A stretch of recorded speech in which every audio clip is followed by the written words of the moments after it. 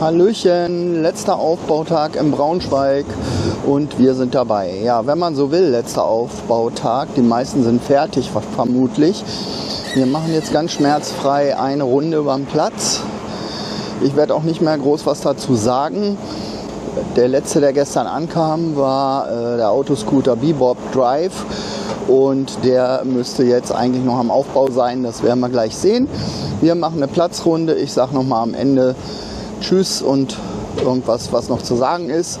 Und bis dahin lasse ich euch jetzt alleine mit den Bildern von der Braunschweiger Frühjahrsmesse, Tag 5 des Aufbaus. Viel Spaß!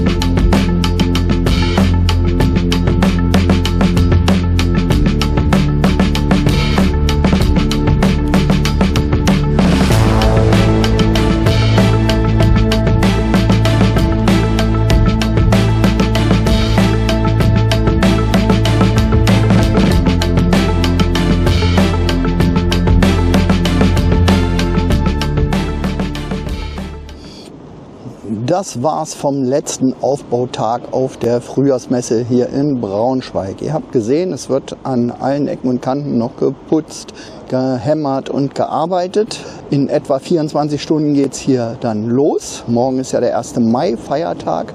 Theoretisch hätte man heute schon starten können. In Niedersachsen in Schulferien.